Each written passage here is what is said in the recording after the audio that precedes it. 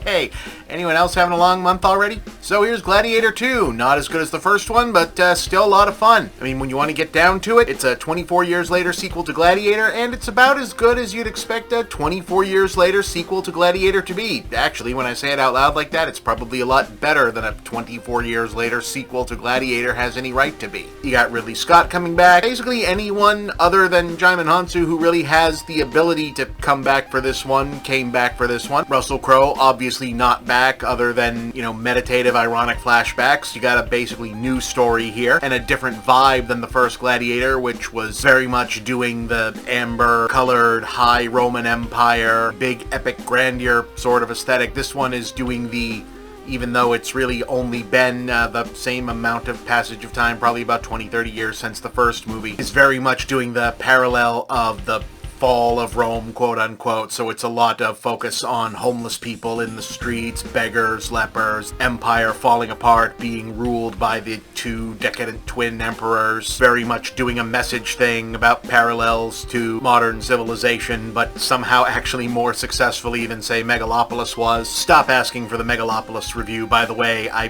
tried to get some kind of review out for Megalopolis. I'm going to do a different thing instead. You're going to get Megalopolis content just in a different way. Trust me, I hope it'll be worth it, but not a straight review. That proved a very high mountain to try to climb. Anyway, they're doing a different thing in this one. It's more grays and darkness and mud and falling empire sort of vibe. And it works. It's a different movie than Gladiator. It can't be the first movie. Paul Mescal is not Russell Crowe. Our new villains are not Joaquin Phoenix. You're not going to get that vibe again. You've got to do a different thing, hit a different vibe, do different kinds of action, show people different stuff. And in that respect, it works. It feels like a sequel to Gladiator, but also feels like its own movie, and I dig that about it. Kind of a twist to who he is, which if you've seen the trailers, they've kind of given it away. Non-spoiler plot-wise, he is an ex-Roman guy who's been raised as a mercenary in a port in Africa. He is taken as a slave after his wife and fellow soldier is killed to be made into a gladiator. He swears revenge on a Roman general played by Pedro Pascal, who he blames for the destruction of his city and death of his family. But that guy, Pedro Pascal's character, is actually got more complex things going on in this whole political conspiracy to overthrow the bad emperors and install saved democracy back into Rome, because we're still carrying over that story from the first movie. Mescal's character's plan is to train himself up as a gladiator, get back into Rome, and kill the guy who he thinks is the bad guy by working under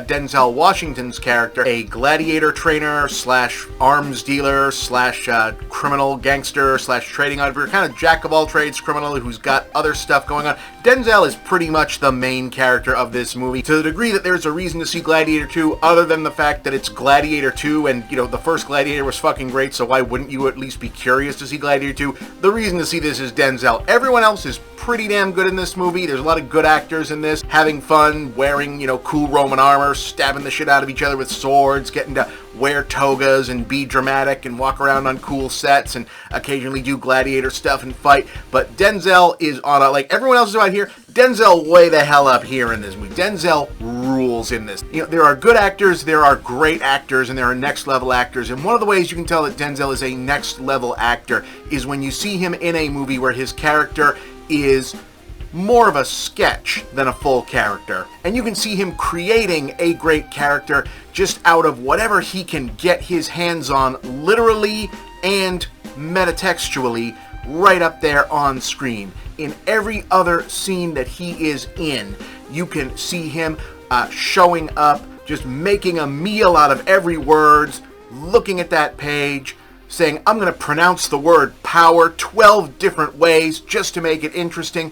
Give me 7 different articles of clothing to wear, and I'm going to just play with them just to keep the scene interesting. I'm going to deliver this scene. Give me a severed head to play around with just as a prop. Give me 20 different rings to flip around. You haven't seen Denzel be this unhinged and yet fully in control of every scene since at least Training Day, and he owns it. And yet not playing it over the top, just playing it to command every scene and be the most interesting character in the movie, even though part of the point of his character is that we can know almost nothing about him until he gradually drips out what his plan is and what he's out to do.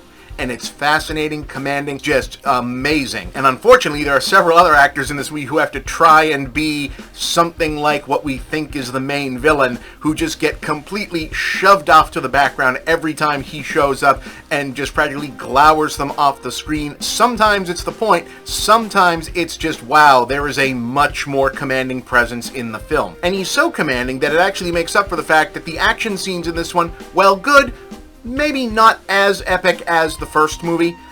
You can point to the first movie and remember signature action scenes like Maximus versus Titus, you know, when he fights the two tigers, or the final fight with Commodus, or the opening scene with the chariots and the Amazons, which are, you know, big epic set pieces everyone remembers from Gladiator. Heck, the opening scene of Gladiator with the big military campaign in Germania is such an epic part of that movie, and they aren't even at the Gladiator stuff yet. This one, pretty good stuff. Cool stuff. They seem to have known instinctively, look, we are not going to out-Gladiator the first Gladiator. That became like the new gold standard of Gladiator movies when it came out. So for this one, they mostly focus on showing you new stuff. So we're going to do the flooded colosseum with ships, and they threw sharks into the water to mess around.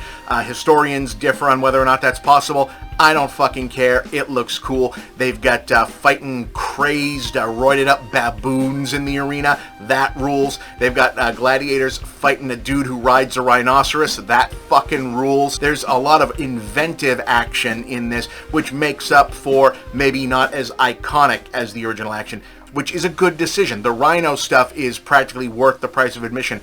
And Mescal, he's no Russell Crowe, but he's interesting. He's playing a different character from Maximus. They do not try to turn him into a new Maximus. It's a different sort of guy. He's kind of a bitter, angry guy. This is a much more bitter, angry movie than the first Gladiator, which is weird to say that an angrier movie than Gladiator. But whereas the first Gladiator was more of a, you know, the glory of Rome and, you know, tough guys and standing up and being epic. This is more of a down and dirty, is Rome worth saving at all? I don't know, fuck it, but people gotta help and fight and scrap with each other. It's a meaner movie for a meaner moment in history, and I dig it for that. It's trying to do different things in the context of being a sequel to Gladiator, and that makes it a more interesting sequel than we usually get for these things. It would probably be very easy to try and make like the Top Gun Maverick version of a Gladiator 2, which I don't dislike Top Gun Maverick, but just to kind of do a similar movie to the first movie that is more like a tribute to the fact of how much you like the first one. And this doesn't do that. This is an actual continuation of the story, an actual building on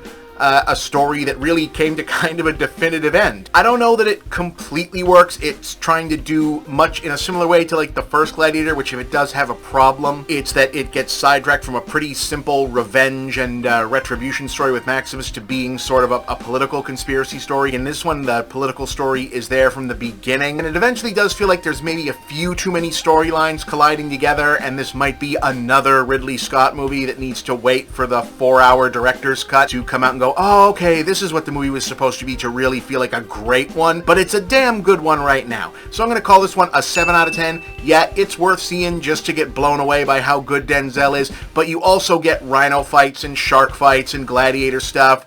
Mescal's good. Pedro Pascal, who of course is good in fucking everything, is good here. It's great to see Connie Nielsen back. This is damn good. 24 years later, sequels are almost never good. So yeah, check it out. Gladiator 2, call it a 7 out of 10. At least one good thing happened this November.